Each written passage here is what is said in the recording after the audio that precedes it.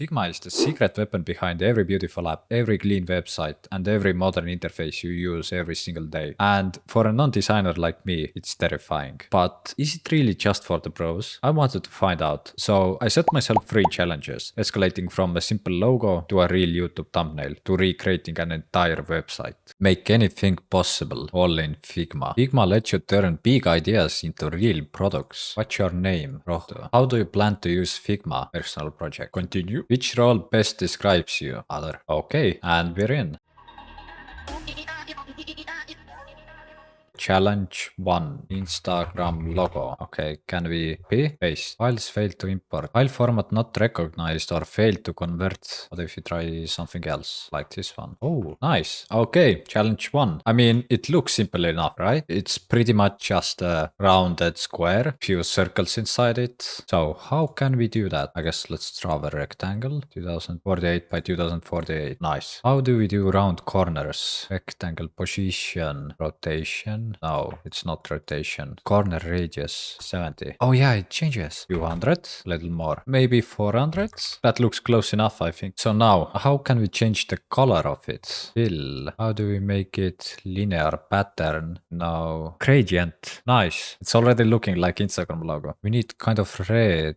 Yeah, we can add another color. The top color is gonna be whatever color this is. Purple. And the bottom one is gonna be yellow or yellowish. Kinda doesn't look right for some reason. Linear, radical, angular. Yeah, but it doesn't blend in the middle if you use angular. Diamond. I guess we can try angular and we can add a new color. Top one is gonna be this color. This one purple. Bottom one is gonna be like pinkish. For some reason it doesn't fade well. Maybe if we change the opacity a little bit, turn it down a little. No, that doesn't work as well. What else can we try? Maybe let's add a fill again and let's choose the orangey color. Radial. Oh yeah, maybe that works. I see what the problem was. We needed to change the position. For some reason it was opposite side. So it went from 0 to 100. Yeah, I guess we need to make this more yellow. So around here, I would say. Yeah, it looks kind of the same. It's similar. I guess we need to do the same for the purple and same for the blue color. So let's choose gradient and radical again. Blue color or something like this. I have no idea what the hell am I doing, but I'm doing something. So I guess let's add new gradient, new radical, pink color, and change the opacity. Now this pink runs almost like through here. We also now need the purple color. So once again, switch the positions, select purple color from around here. I guess I'm happy with it. There are some differences, but I mean, it looks kind of similar, but maybe not 100%. I guess it's fine. That's not the beautiful sunset gradient I was hoping for, but it looks almost the same. Let's move on. So now we need to add another rectangle. Let's position it around middle. How do I know how wide it should be? Oh, I can just move it across here. So it's gonna be this wide, this wide, this wide. Now let's change the color to white, I guess. Yeah, and let's add a corner radius of 200. A little more, 300. I guess 400. Now, how do we make it empty inside? Stroke. Let's make the stroke white color. Remove the fill. Yes. And it's gonna be around 200, I guess. Seems about right. Yep, looks pretty similar. Now the circle. So let's move it again here and let's make it around the same size. Perfectly in the middle. Nice. Now we're gonna remove the filling. We're gonna add stroke. Oh, that's too much. 140. Looks similar, I guess. Yeah, looks pretty similar. And now the last little dot is gonna be around here. We can move it across again. The size is gonna be around like that. Yep. And there we have it. I mean, it's not perfect, obviously. It's hard to tell differences, which one is real and which one is fake, but we made this one. I like it. I think I can consider that challenge completed. Alright, next challenge. Time for a real world test, a YouTube thumbnail. I wanna actually recreate my own thumbnail. I copied over my thumbnail that I made in Photoshop and let's see if we can recreate this. So I guess let's start off by making the rectangle and we're gonna make it 1080 by 720. Let's change the fill black. Okay, and let's now add the errors. Seems about right. Now we need a Windows logo. Let's drop in our Windows logo now. Let's make it the right size. That seems seems about fine. Let's drop in our error image now. Background, fill. If you do select this image, there is an image option. Yeah, upload from computer. Unmountable boot volume. Open. No, this doesn't work for some reason. Can we somehow like mask it or I think can't add it as image. Let's try again maybe. So how can we add that to our image? Because let's make it correct size. How can we now add it to this image? Can we like select them? Use as mask. That worked. Nice. That's good. I can move this around, place it exactly in the center. Yep. I need to make it this blue color. Wait, let's first select this blue color. Let's make it 50%. Maybe a lighter blue. 100%. Can I maybe add some blending options? Linear, no. Darken, multiply, lighten, screen. That seems about right. Yeah, that looks about right. Now let's move this a little. This goes behind it. This is kind of like hidden here. And now the text. Now we need to make it a lot bigger. 150. Yep, let's make it 180. And now the color as well. It's not exactly white, but it's choose the color. I mean, I would say that's pretty much the same. So you can actually make thumbnails in Figma. That's no problem. You don't need to use Photoshop. You can actually use a free tool like Figma to make your thumbnails. I can select everything, I guess. And I can probably group them together. Group selection. Yeah, this is a group now. Can I somehow download, export as PNG, download? Yeah, I mean, you can absolutely make thumbnails in Figma. That's no problem. Now the real challenge, I want to recreate YouTube's UI. I'm not quite sure if you can do that, but I mean, we can try at least. So first of all, let's draw a big rectangle. It's gonna be 920 by 1080. So we're gonna steal the background color. Let's go into fill and choose the background color. Nice. First of all, how can I add icons? Star. I guess we can do lines maybe, like 3 vertical lines. Oh, there are icons actually. Icons, illustrations, photos in one plugin. Menu. It's loading.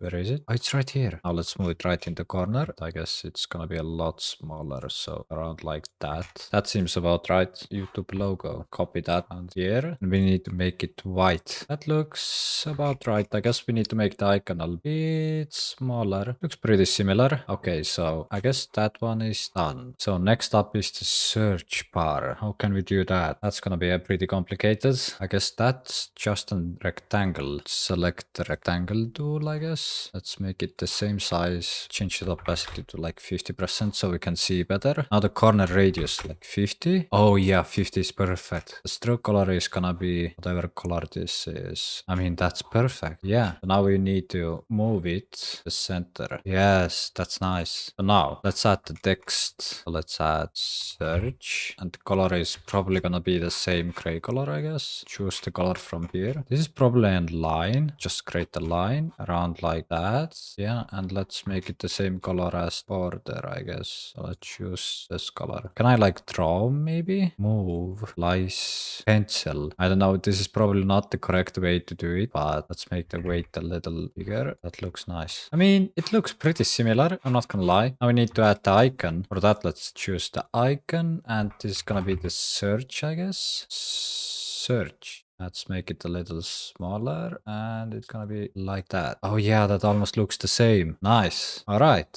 So this microphone button is just gonna be circle with an icon in it, I guess. That should be pretty simple. Let's create circle. Let's select the color. Yep. Now let's move it to here. That looks nice. And now we need an icon, which is gonna be the microphone icon. Microphone. Nice. Let's make it smaller like that. Let's put it center. That looks almost the same, I would say. Next up, we need to create this button. That's pretty simple. We already know how to do it. Okay, so now we need to select all three. Now we can move it to position, right? Like that. Oh, when I try to move things around, I can't because they're not grouped. So if I select all three, right click and select group selection, now I can move them around freely. They all stay together. That's nice. Bell icon. I guess that's gonna be relatively simple. Let's just add bell.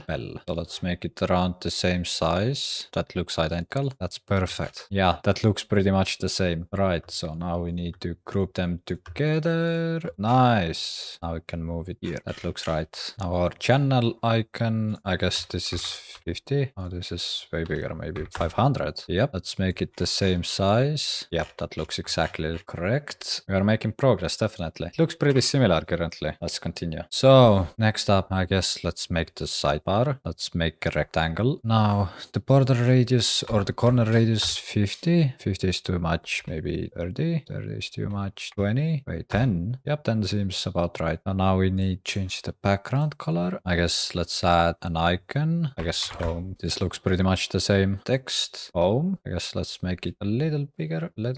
See how it looks. Yeah, it looks pretty much the same. Oh, home. Make it center there as well. Yep. Now let's group them together. Nice. All right.